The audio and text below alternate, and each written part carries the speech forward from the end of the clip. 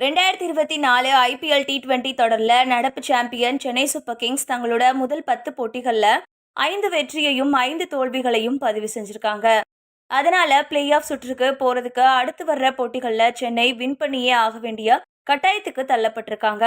அந்த அணிக்கு இலங்கையை சேர்ந்த யங் பிளேயர் மதிஷா பத்ரனா வேகப்பந்து வீச்சு துறையில நம்பிக்கை நட்சத்திரமா உருவெடுத்திருக்காரு. ஜாம்பவான் மலிங்காவ மாதிரியே ஸ்லிங்கா ஆக்ஷனை பயன்படுத்தி துல்லியமான யார்கர் பந்துகளை வீசுற திறமையை கொண்டிருக்க அவரு கடைசி கட்டு ஓவர்ஸ்ல பேட்ஸ்மேன்ஸுக்கு சவாலை கொடுத்து வராரு.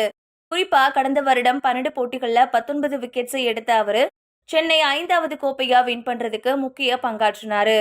அதனால பொதுவாவே யாரையும் சாதாரணமா பாராட்டாத எம்.எஸ். தோனி அவரை அடிக்கடி பாராட்டி இருந்தாரு.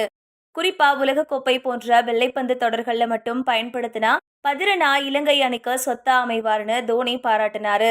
அதோட சிஎஸ்கே அணில நான் உங்கள் மகனை பாத்துக்கிறேன் அப்படின்னு கடந்த வருடம் பதிரனா குடும்பத்துக்கிட்ட தோனி தெரிவிச்சாரு.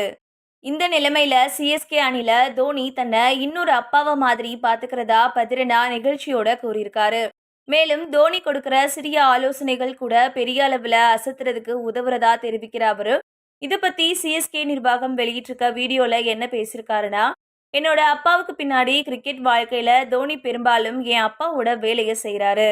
எப்பவும் என் மேல அக்கறையை காட்டுற அவரு நான் என்ன செய்யணும் அப்படின்றது பத்தின சில ஆலோசனைகளை கொடுக்கறாரு. என்னோட வீட்டுல இருக்கும்போது கிட்டத்தட்ட என்னோட அப்பா காட்டும் அக்கறைய அவர் இங்க காட்டுறாரு. அதுவே போதும் அப்படின்னு நினைக்கிறேன்.